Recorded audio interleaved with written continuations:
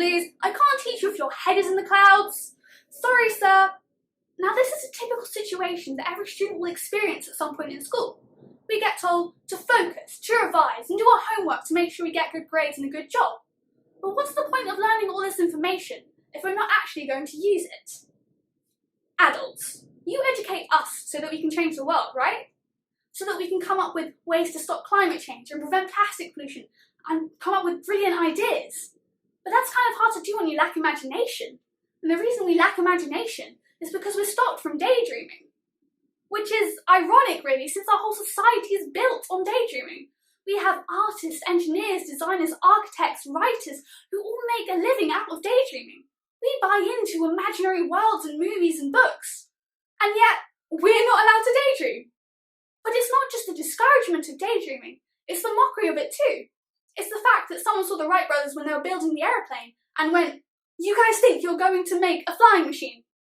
That's never going to happen. That's such a crazy idea. You guys are such weirdos." But now we think, thank goodness someone made aeroplanes, otherwise I would not be able to go on a trip to Hawaii.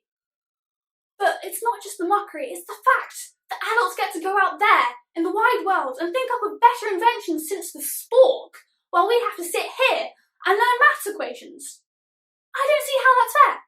If we're meant to come up with better ideas, shouldn't we be allowed to daydream? So, I think it's time we made a stand.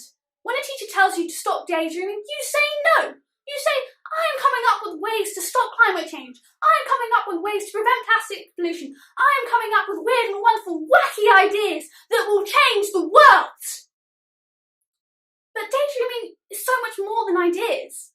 In this time, it's a way to escape reality, to get away from the panic and stress of coronavirus, to find yourself on platform 9 3/4, or in golden forest with lawn trees, or on a boat on a river with tangerine trees and marmalade skies, to find yourself flying in the sky with diamonds. Daydreaming is so much more than ideas, and it should not be discouraged. We will think up of a better future. We will daydream up weird and wonderful and wacky ideas that will change the world. But always remember that a little bit of daydreaming will help keep us sane.